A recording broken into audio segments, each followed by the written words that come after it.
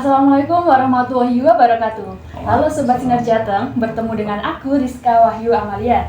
Nah, pada kesempatan kali ini kita akan berbincang-bincang mengenai tugas pokok dan fungsi dari penghubung Komisi Yudisial atau yang sering disebut dengan PKY.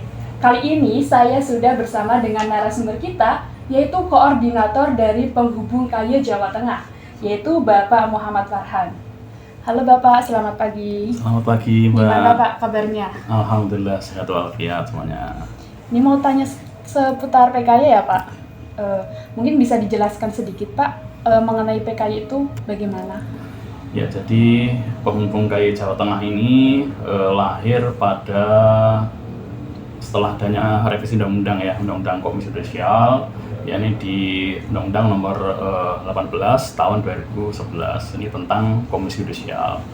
Nah, di situ dijelaskan di pasal 3 bahwa Komisi Yudisial dapat membentuk penghubung Komisi Yudisial di daerah untuk membantu tugas Komisi Yudisial yang ada di daerah. Itu secara regulasinya. Kemudian berikutnya, setelah ada undang-undang tersebut diturunkan dalam Peraturan KY Nomor 1 Tahun 2017. Nah, itu tentang susunan dan tata kerja penghubung Komisi Yudisial. Nah, di dalamnya diatur berbagai macam tugas dan fungsi daripada penghubung Komisi Yudisial.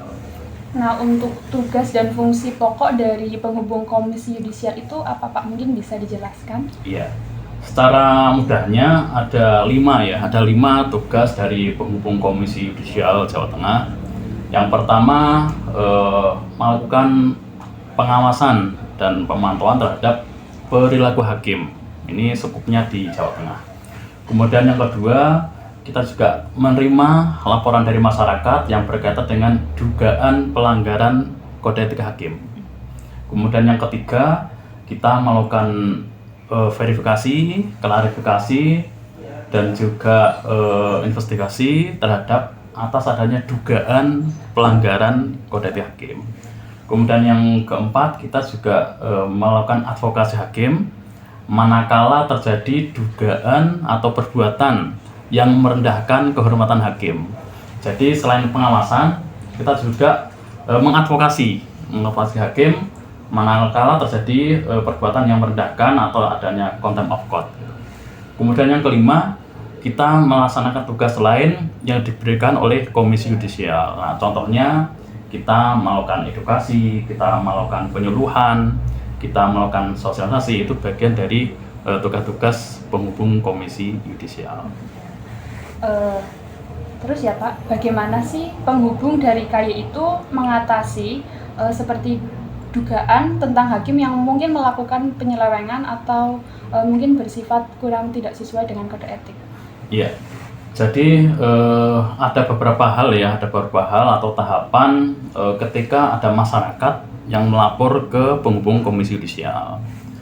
Nah, kalau laporannya itu ternyata terkait dengan perkara yang masih berjalan atau masih bersidang, maka kita akan melakukan yang namanya pemantauan persidangan. Ini sebagai bagian upaya untuk mengawal proses persidangan agar berjalan dengan baik, berjalan sesuai dengan aturan hukum yang berlaku. Itu berarti masih proses berjalan, kita lakukan pemantauan. Kemudian kalau sudah putusan bagaimana? Nah, kalau untuk putusan, ketika ada dugaan pelanggaran kode etik hakim, nah itu juga bisa melaporkan ke penghubung KY, tentu dengan membawa berkas-berkas mendukung, ya misalnya identitas, kemudian fotokopi putusan, kemudian misalnya kalau ada rekaman atau video juga bisa disampaikan. Ini untuk memperkuat apa saja yang menjadi pelanggaran atau dugaan pelanggaran apa yang dilakukan oleh hakim tersebut. Kemudian yang ketiga, laporan atau pelanggaran tetapi di luar persidangan. Misalnya ini yang kaitannya dengan perilaku murni.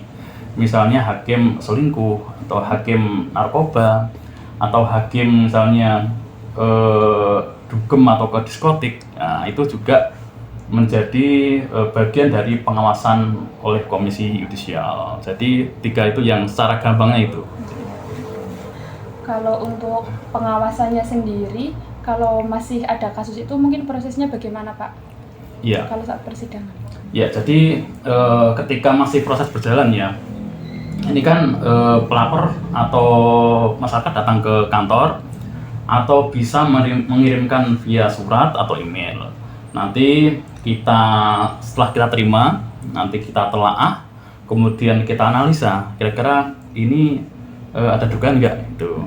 Kemudian dari analisa, setelah itu kita verifikasi juga kelengkapannya. Kalau sudah lengkap, berarti bisa kita sampaikan ke KY Pusat. Kalau masih berjalan, berarti kita ajukan yang namanya pemantauan persidangan.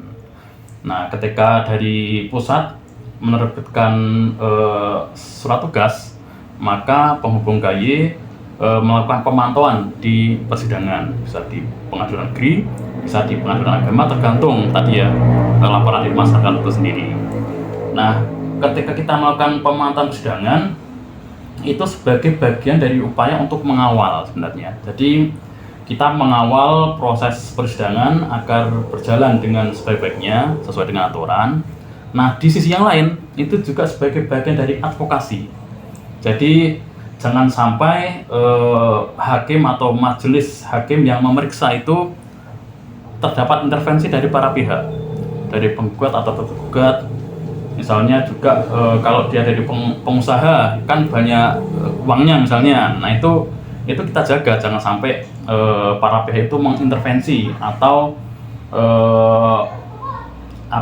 menggoda hakim untuk berpihak ke salah satu pihak begitu.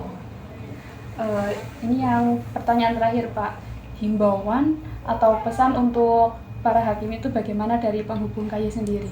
Ya, jadi untuk seluruh aparat penegak hukum, khususnya hakim ya yang berada di wilayah Jawa Tengah, tentu kita bersama-sama bagaimana mengupayakan agar proses-proses penegakan hukum di wilayah Jawa Tengah itu berjalan dengan baik.